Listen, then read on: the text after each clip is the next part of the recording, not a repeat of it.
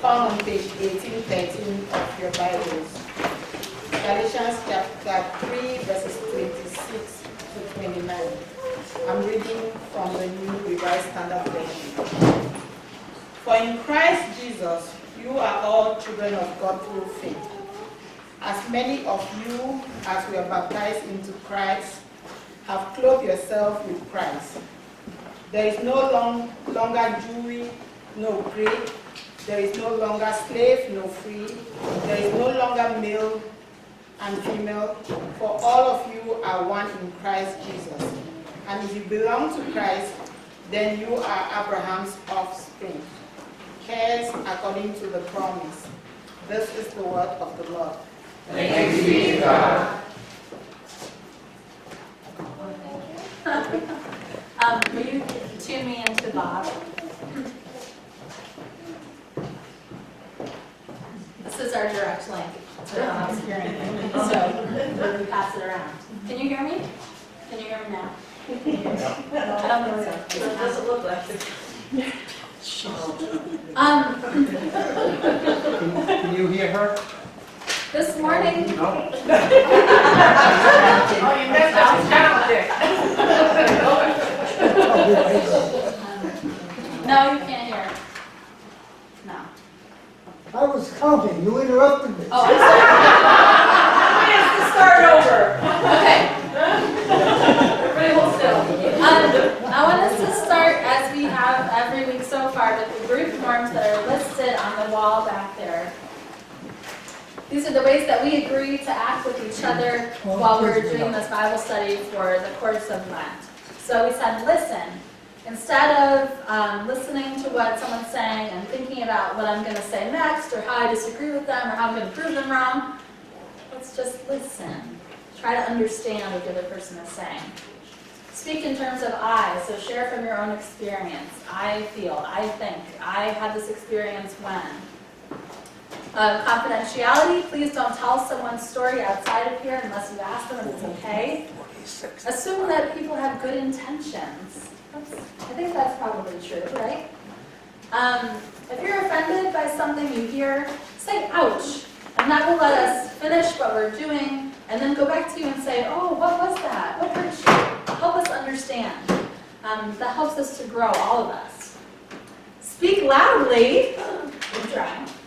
And also, if you cannot hear the person who's speaking, let us know, okay? And the last thing we talked about, hold back or step up. If you're somebody who can easily start talking right away, immediately after you hear a question, if you think out loud, if you grew up in American schools where you were given points for participation, for putting your hand up, maybe take a second and think, I'm going to not speak immediately and see if someone else has something to say. And the same, other side of the same coin, if you're someone who takes a little bit longer to think about what you need to say before you speak, if you're someone who's a little bit shy, if you were raised to be seen and not heard, this is your chance to kind of push yourself a little bit. We need to hear from everybody. So do those still sound good to everyone? Is there anything that you think we should add or change? Okay, then I'm taking this silence as agreement. Yes? Good. So this morning we have a few people who are new, a couple people who have been out for a week or two. So I just want to ask, is there anything for those who have been here the past 3 weeks now, is there anything from this study so far? You can see our papers are all over the walls, what we've been doing. Is there anything that's stuck with you that you want to share? Is there something important from last week that you want to share with folks who may have missed it? And as I have done the past 3 weeks, I will stand here quietly until someone volunteers. Well, but you told us to hold back those that always talk. So this is the time to step up the people who don't talk so quickly. Good? Good holding back. Jen. Last week we talked about the confessions, when they were written and are they relevant to us today. Yeah. So the thing that I keep going back to is that one poster with the borderlands in the center. The power being the center, and the borderlands being those with less power. And I think everything gets to be relevant to that one poster. Cool, thank you. Other things that you, I don't really understand. we can go back to it if you like. What is the center? Who is the center? Those who are in power. So When we I talked say that, about- what do you have pop up in your head? Men. Uh-huh. Yeah. We did this the very first week, if you remember. We talked about what is our American culture considered to be normal. So what is the normative thing that it is to be in this culture, right? So a man, As my daughter says, grumpy old white men over 50. white, over 50, but not too much older, over 50, right? No, but Older people are in the outside, along with the younger people. Who else is in the center? People that feel that they don't have an accent, because I have that this week. People who feel they do not have an accent. Yes, there's a Or very we feel that we don't speak, what we're speaking is not English. so to a lot of people in our country, the way the Caroline, Non-accented people, okay. Yeah. so to a lot of people around us, the way that Caroline speaks, people consider to be on the outside, and she is treated that way often, and told that, right? Yeah. What else is in the center? The oldest. Money. The oldest Money. sibling. The The oldest. oldest sibling. Yep. Having money, having education. Yeah. So you get it. You can kind of keep thinking about it as we go on. It feels like, no, I haven't felt in the center much. There are lots of ways too that each of us, there might be some ways that we're, I'm a white person, that puts me in the center. I'm a woman, that puts me a little bit out of the center. I have a master's degree, that puts me back in. I speak that good English, right? What is considered? Yeah, exactly. So all of us have different relationships to the center. Great review. So today what we're going to talk about specifically is the Confession of Belhar. As Jen said, last week we were talking about the Confession of 1967, which is now 50 years old and still surprisingly relevant and very accurate. We talked last week about what it said to us about racism, about poverty, and about war, and it had strong words about our job of reconciliation. What reconciliation is tearing this thing apart, tearing this whole thing down, right? Just as we heard in Galatians this morning. Depending on how you think about it, the Greeks could have been the center with the Jews on the border. Inside the church, the Jews were definitely the center, right? The Gentiles on the border.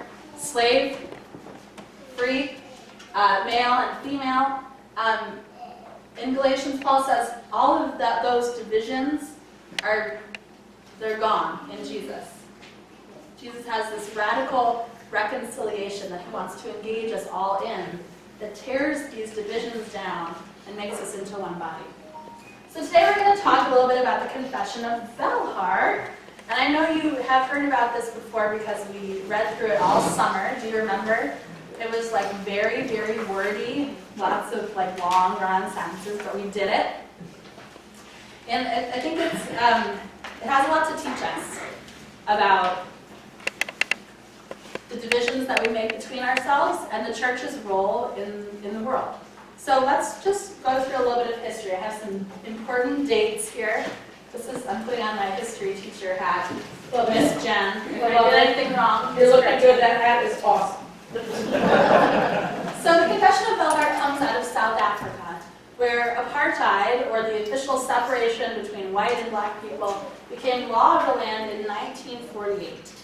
Of course, before it was the law of the land, it was informally the practice of the land, right? And the church in South Africa was the Dutch Reformed Church. And since 1857, the Dutch Reformed Church had officially separated itself. So it became a white-only church, and it made little sister churches, it called them, that it controlled, that it funded, and that it made to go be by themselves. So there was the Black Church, the Dutch Reformed Church in Africa. There was what they called the Colored Church. That was for people of a mixed race. That was called the Dutch Reformed Mission Church. And there was also even a church for Indian people of Indian descent who lived in South Africa. And as you look at this, you can kind of think about The white church came here, the black church came here, the mixed race church maybe is somewhere a little bit closer, but it was separating itself out in a way that I think is obviously sinful and wrong to all of us today. But it was the way that things were, and it became even the law. So fast forward 30 years to 1978, to the Dutch Reformed Mission Church, that's the mixed-race church's seminary in Cape Town. Now remember on the first week when we did the exercise with the insider and outsider, when we talked about how we felt when we were the outsider, embarrassed, ostracized, shy, inadequate, angry, all of those things, lonely, sad. The black and colored people in South Africa had been feeling those feelings for too long. And so in the seminary, one of the professors said to the students, "Can you give me a theological rationale that we should stand up against apartheid and dismantle it?" And so all the students tried, right? They wrote these things, and they turned them in, and the professor said, "You're going to have to try again," because what they had given him were the legal reasons, the sociological reasons, right? The political science reasons why it was wrong, but what was the theological justification? And so they worked and worked together, and they came up with what would become the foundation of the Belhar Confession, and it started with this one sentence: "Apartheid is grounded in the irreconcilability of people of different racial groups. It is thus against the gospel of Jesus Christ, which is grounded in the doctrine of reconciliation." This was pretty exciting for these folks. They made the statement, they were talking about it together, but okay, a statement, so what, right? So a couple years later, in 1982, the World Alliance of Reformed Churches was meeting. The World Alliance of Reformed Churches is a global, as you may have guessed by the word world, association of Reformed traditions. So the Presbyterian Church USA is a member, the Presbyterian Church in Cameroon is a member, and the Dutch Reformed Church was also a member in 1982. And the Dutch Reformed Mission Church, that mixed-race church that had these seminarians who wrote this statement, read it to the General Assembly of the World Alliance. And it made a huge, huge difference. So the World Alliance of Reformed Churches, as a group globally of all kinds of churches, where do you think it falls on this map? Where does the World Alliance fall? Yeah. More towards the center, right? It has a lot of institutional power. And so the World Alliance could have said, we have power, we would like to align ourselves with people who have power. Seems like that white church has power. Nice statement, Borderlands people, thank you very much, bye-bye, right? They could have easily, that happens all the time. Well, didn't they just erase the border? Yeah, so what they did, good job, Sue. What they did was to say to the people who brought that statement, they said, you know what? You are right.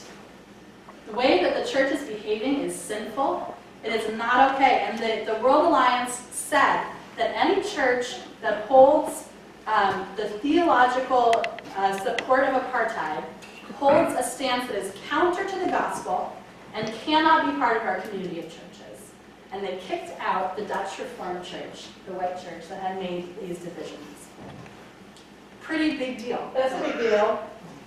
We talked about how institutions kind of line this barrier between center and borderlands, and they have power sometimes to control, to keep the center how it is, but they also have power to poke holes in, to break down some of those barriers when they know that it's not right. So after this, the Dutch Reformed Mission Church, the mixed-race church, sent out copies of this statement that had been read, just like we had done after our General Assembly when Belhar was adopted. It was sent out to all the churches to read it.